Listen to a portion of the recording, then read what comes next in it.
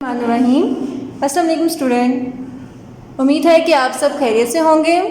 आज आपका क्लास 10 का लेक्चर नंबर 1, आपका चैप्टर नंबर है 3। स्टूडेंट, इस चैप्टर का नेम है कंट्रोल स्ट्रक्चर। सबसे पहले हम थोड़ा सा इंट्रोडक्शन देखते हैं। कंट्रोल स्ट्रक्चर होता क्या है, यानी कि आपके पास फ्लो ऑफ एग्जीक्यूशन, यानी कि इसमें हम डिफरेंट टाइप्स पढ़ेंगे, जिसमें हम ये सीखेंगे कि कैसे आपका कोई भी प्रोग्राम रन करता है, कैसे उसकी एग्जीक्यूशन होती है, कैसे उसका रन करता है। ठीक है, यानी कि आपके पास 1 बाय 1 जो हम लाइन नंबर लिखते हैं वो कैसे एग्जीक्यूट्स होती हैं। इसमें हम डिफरेंट सिलेक्शन स्टेटमेंट्स पढ़ेंगे, कंडीशंस पढ़ेंगे, लूप्स पढ़ेंगे।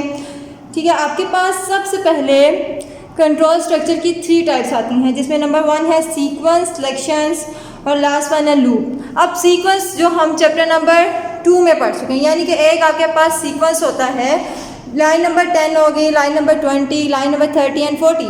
ये एक सीक्वेंस है, यानी एक सेंडिंग ऑर्डर है, जिसमें आप क्या करेंगे, अपने डेटा को क्या करेंगे, रन कराएंगे। जैसे कि लाइन नंबर 10 एग्जीक्यूट होगी, कंपाइलर से कंपाइल करेगा, देन दोबारा लाइन नंबर 20 पे आ जाएगा, इसी तरह line number 30 and last one line number 40।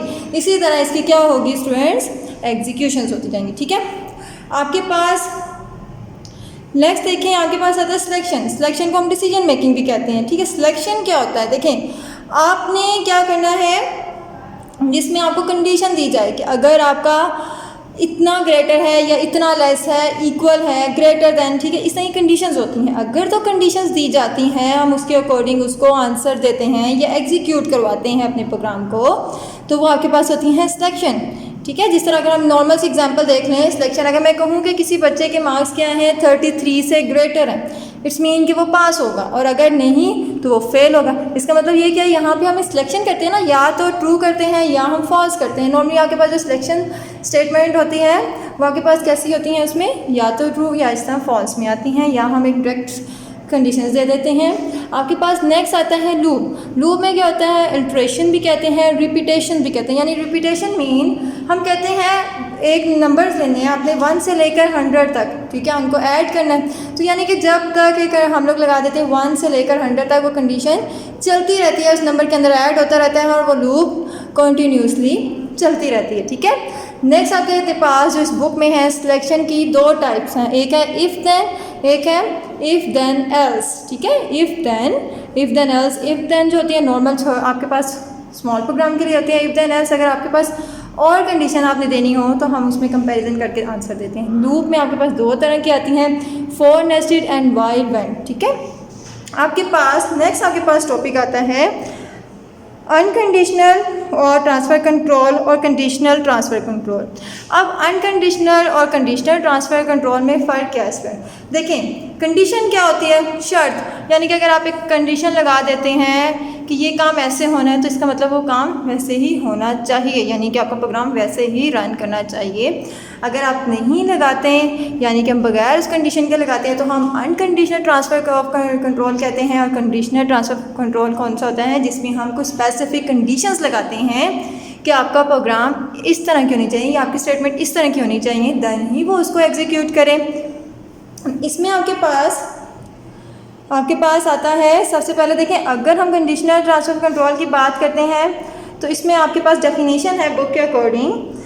Unconditional transfer control, the program control switches to a specific line by skipping one or more lines without any condition। और condition यानी कि इसमें क्या है, कोई भी स्विचेस या आपके पास स्पेसिफिक कंडीशन, यानी उसके बगैर आप किसी भी लाइन के अंदर आप जाते हैं, यानी कि आप उन लाइंस को स्किप कर देते हैं। अब देखें, हमें कंडीशन दी जाती है, ठीक है, हम उस लाइंस को स्किप कर देते हैं, क्योंकि जब हमें उन लाइंस पे काम करने को कहा ही नहीं जाता तो हम उन लाइन को स्किप करते हैं। बाकी लाइंस को हम जो बाकी लाइंस रह जाती हैं हम उनको क्या करते हैं स्टूडेंट्स, एग्जीक्यूट करवाते हैं। ठीक है, आगे नेक्स्ट आपके पास आती है conditional transfer of control. The program control switches to a specific line number by skipping one or more program lines depend on a certain condition। देखें यहाँ पर आपको स्पेसिफिक उसने कहा है कि आप कुछ कंडीशंस को तब ही स्किप करते हैं जब एक आपके पास क्या आती हैं, डिपेंड करती हैं किसी सर्टेन कंडीशन पे। ठीक है, आपके पास जब कंडीशन होती हैं उसके अकॉर्डिंग ही आप उसको क्या करते हैं, कन्वर्ट करते हैं, अदरवाइज़ आप उसको कन्वर्ट नहीं करवाते। ठीक है, आपके पास और जो आपके पास अनकंडीशनल है आप उसमें क्या करते हैं, विदाउट एनी कंडीशन, यानी कि आपके पास कंडीशन ना भी हो तो आप क्या करते हैं, उस लाइन को एग्जीक्यूट करवाने लगते हैं। ठीक है, आपके पास स्टूडेंट ये जो अनकंडीशनल ट्रांसफ़र ऑफ कंट्रोल है इसकी और कंडीशनल ट्रांसफ़र कंट्रोल, इनकी डेफिनेशन इंपॉर्टेंट है, बोर्ड में आती है। सबसे पहले हम अनकंडीशनल ट्रांसफ़र ऑफ कंट्रोल पढ़ेंगे, जिसमें इसका साइंटिस्ट क्या है, गो टू स्टेटमेंट। आपके पास इसमें एक ही है स्टेटमेंट, तो हम इसको पढ़ेंगे। सबसे पहले क्या आता है आपके पास, गो टू स्टेटमेंट, या हम ये पढ़ लेंगे go to statement, go to line number. ठीक है, आपके पास क्या है, एक प्रोग्राम है जिसमें आपने एडिंग और सब्ट्रैक्शन करना है। दो आपके पास वेरिएबल्स हैं, स्टार्टिंग में ए की वैल्यू 2 है, बी की वैल्यू क्या है, 3 है।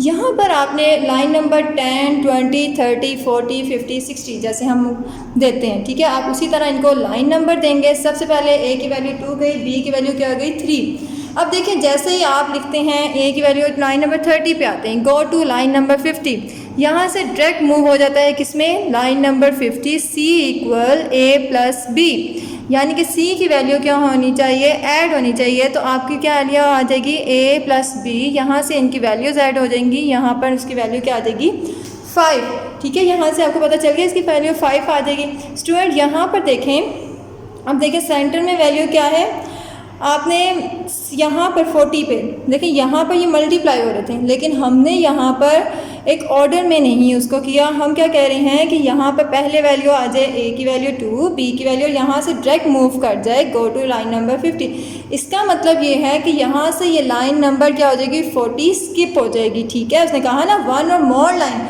यानी कि अगर आपकी एक या उससे ज़्यादा लाइन है वो उसको क्या करेगा स्टूडेंट, स्किप कर देगा। यहाँ से जब उसने उसको स्किप किया, आपके पास नेक्स्ट देखें यहाँ पर चला गया। ठीक है, हमने सी हो गया, यहाँ पर हमने print double quotation mark equal comma C. देखें मैंने आपको बताया था कि अगर आप प्रिंट करवाते हैं तो आप प्रिंट स्टेटमेंट कैसे लिखते हैं, print double quotation mark equal और सी।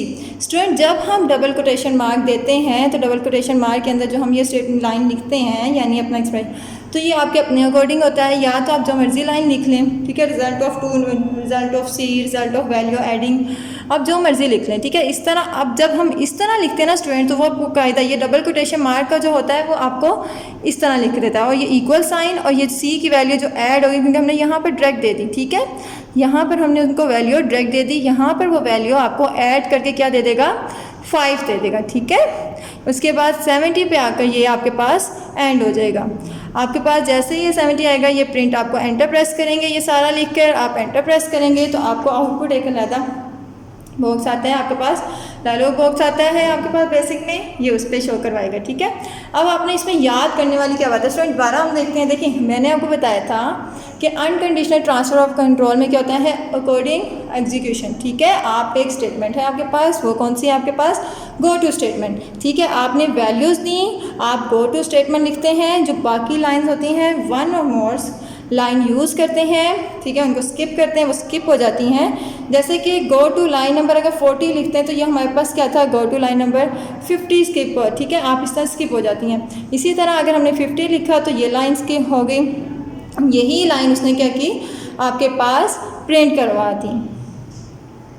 स्टूडेंट नेक्स्ट आपके बुक में एग्जाम्पल दी गई है, for example demonstrate the use of go to statement. ठीक है, यहाँ पर आपको गो टू स्टेटमेंट, स्टूडेंट हमने लास्ट टाइम हमने रीड और डेटा स्टेटमेंट पढ़ा था। ठीक है, रीड और डेटा स्टेटमेंट में क्या था, हमने ये पढ़ा था कि रीड और डेटा स्टेटमेंट दो, यानी कि आपके पास आप रीड में क्या देते हैं, वेरिएबल्स देते हैं, और डेटा में क्या देते हैं, कॉन्स्टेंट। ही उन्हीं की वैल्यूज़ होते हैं, लेकिन हम क्या करते हैं, सेपरेटेड बाय कॉमा करते हैं। ठीक है, जिस तरह ए की वैल्यू क्या है 6, बी की वैल्यू क्या है 3, और वाई एक्स की वैल्यू क्या है 4, वाई की वैल्यू क्या है 5। अब एक्चुअली में उसने सोल्व करने को क्या दिया है, उसने कहा है कि एक्स की value A multiply by x कर दें, वाई की वैल्यू कर दें बी मल्टीप्लाई बाई वाई कर दें।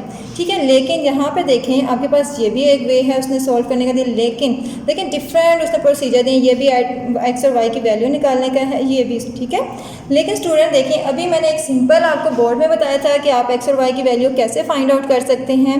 नेक्स्ट देखें, हमने सबसे पहले रीड लिखा, और A B Y X Y comma से सेपरेट किए। अब देखें गो टू लाइन नंबर 60, जैसे ही वो लाइन नंबर 60 पे आएगा, ये पता है ये अनकंडीशनल है, ठीक है। आपके पास गो टू लाइन नंबर 60 पे आएगा, ये उसने रिम स्टेटमेंट रिमार्क यानी कि हमारे लिए रिमार्क स्टेटमेंट होती है, यानी कि रिमेंबर रखने के लिए कि हम उसमें क्या काम कर रहे हैं, ठीक है। आप इसमें ये आप लोग क्या करेंगे, इसके बाद लाइन नंबर 60 पे आएगा और लाइन नंबर 65 पे आएगा, तो वो उसने लिख दिया कि अबव लाइंस क्या होंगी, वो कैलकुलेट नहीं करेगा, वो नीचे मूव कर जाएगा। नेक्स्ट देखें एग्जीक्यूट करता हुआ, let x equal to a multiply by x की वैल्यू आ जाएगी इस तरह, y की लेट की वैल्यू आपके पास आ जाएगी, और प्रिंट लास्ट में ये जो दो वैल्यूज़ आपकी आई हैं x और y की, वो इसका आंसर देगा, ठीक है। यहाँ से वो आपके पास जैसे ही एंड हो जाएगा, यानी कि हमें इससे ये पता चला कि जब हम गो टू स्टेटमेंट यूज़ करते हैं, जो लाइन स्किप होती है वन मूव कर जाता है, वो स्किप कर जाता है वन और मोर लाइन आपकी कंडीशन के मुताबिक, वो नेक्स्ट वो लाइन को एग्जीक्यूट करवाता है जो आप उसको एग्जीक्यूट करने को देते हैं, ठीक है। बाकी जो रिमेनिंग्स लाइन होती हैं वो उनको क्या कर देता है, स्किप कर देता है। सो नेक्स्ट हम अगेन दोबारा मैं आपको कंडीशन की थोड़ी सी डेफिनेशन देती हूँ। अब मैं इसलिए दे रही हूँ कि अब हमने पहले एग्जांपल पढ़ लिया, अब थोड़ी सी मैं इसकी कंडीशन एग्जांपल देती हूँ। The unconditional transfer of control causes a move of the control from one part of the program to the other without any condition, ठीक है। आपके पास कोई कंडीशन नहीं थी, यानी कि आपको यहाँ पे नहीं कहा गया था कि ये हो तो आपने ये काम तब करना है, ठीक है। यहाँ पर आप डायरेक्ट वो कर रहे थे कि आप मूव कर जाते थे, ठीक है। इसी तरह आपके पास साइंटेक्स क्या था, गो टू स्टेटमेंट या गो टू लाइन नंबर, आप सिंपल था, ठीक है आपके पास। अब देखें नेक्स्ट आपके पास आता है conditional transfer of control. Conditional transfer control क्या है, the conditional transfer of control causes a switching of the control from one part of the program to the other depending on certain condition, यानी कि आपके पास जो condition होगा तब वो more line move करेगा, ठीक है। आपके पास क्या सबसे पहले इसका साइंटेक्स क्या आता है, ऑन आपके पास है ऑन न्यूमेरिक वेरिएबल और expression go to n1 n2 n3। Student अब यहाँ पर ये जो आपके पास लिखा हुआ है ऑन न्यूमेरिक वेरिएबल और एक्सप्रेशन, ठीक है। ऑन तो आप एज इट इज़ लिखेंगे, न्यूमेरिक वेरिएबल और एक्सप्रेशन ये आपके पास n आएगा, n हमेशा क्या होना चाहिए, न्यूमेरिक ही होना चाहिए, यानी कि नंबर ही होना चाहिए, आप इसमें लिखेंगे। उसके बाद आपके पास आता है गो टू, यानी किस में जाना है, n1 n2 n3। सबसे पहले हम इसको समझते हैं स्टूडेंट n। अब देखिए यहाँ पर दो चीज़ें बहुत इंपॉर्टेंट हैं हमारी समझने के लिए। नंबर वन देखें, आपके पास ये जो n नंबर लेंगे, ठीक है, आपकी 0 से लेकर 255 होना चाहिए, ठीक है। आप क्या करेंगे, जब भी आपके पास आएगा 0 से लेकर 255 होना चाहिए। आपके पास n1 n2 n3 ये किसको शो करे हैं, गो टू लाइन नंबर 1, n1 का मतलब है 1 को, n2 का मतलब है 2 में चले जाएंगे, n3 का मतलब 3 में। ये आगे मैं समझाऊंगी तो आपको समझ आएगा। और ये सो ऑन मतलब जहाँ तक भी आपकी वो लाइन जा रही है, इस डॉटेड का मतलब है जहाँ तक भी आपकी वो लाइन जा रही है आप उसको करते जाएंगे। यहाँ पर आपका क्या है, एक एग्जांपल है आगे, नेक्स्ट मैं आपको इसे मोर क्लियर करने के लिए समझा रही हूँ।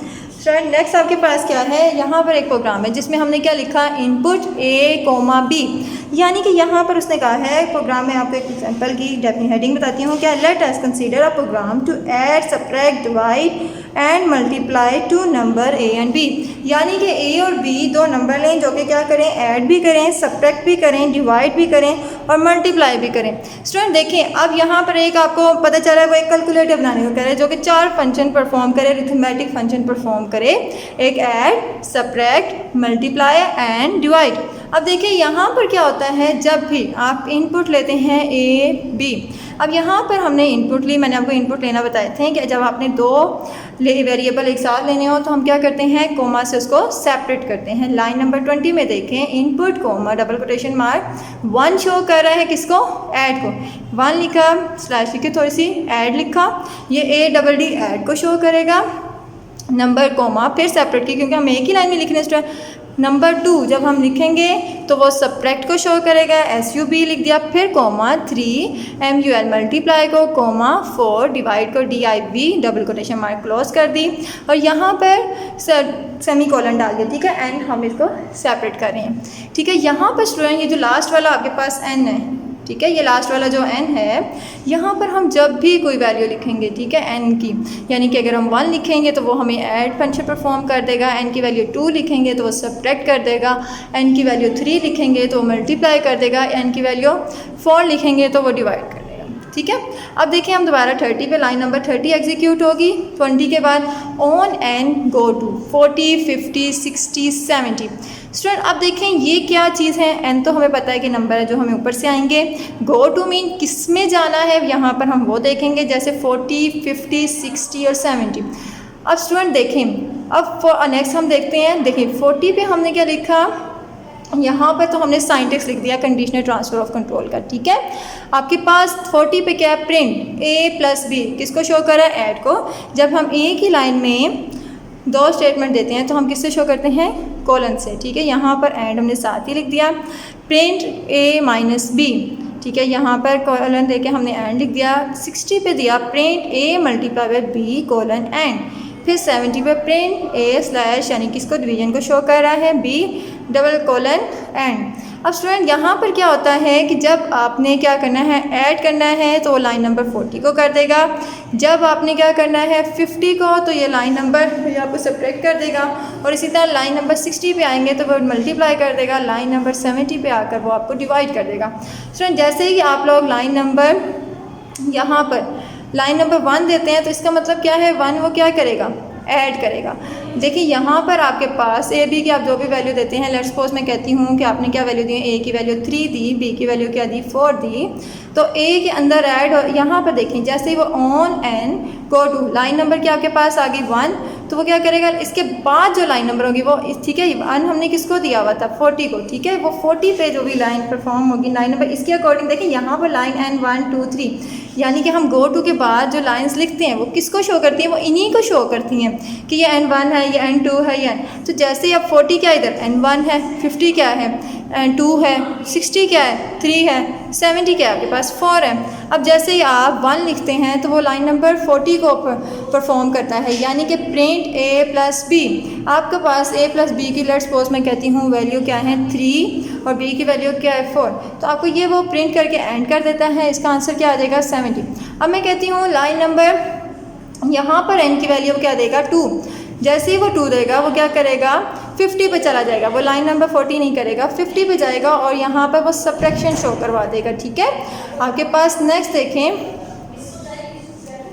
आपके पास नेक्स्ट देखें यहाँ पर क्या है 60 में वो बाकी ये 40 और 50 छोड़ के 60 पे जाएगा, यहाँ पर वो मल्टीप्लाई को शो करेगा, और इसी तरह लाइन नंबर 70 में अगर वो 4 करता है तो इसका मतलब पता है, आपको याद है ना कि स्टूडेंट डिवाइड होता है, यहाँ पर वो उसको डिवाइड कर देगा। और स्टूडेंट्स और आपके पास ये बात आपको याद रखनी है कि जौन सी लाइन आपको दी जाएंगी, आपने देखिए यहाँ पर कौन सी लाइन दी है 40, 50, 60, 70, 4 लाइन है, यहाँ पर भी उनका क्या होना चाहिए 40, 50, 60, 70, यानी कि आपके पास n की वैल्यू इससे ना तो ग्रेटर होनी चाहिए ना स्मॉलर, क्योंकि इस केस में क्या होता है वो आपको एरर मैसेज शो कर देता है, ठीक है।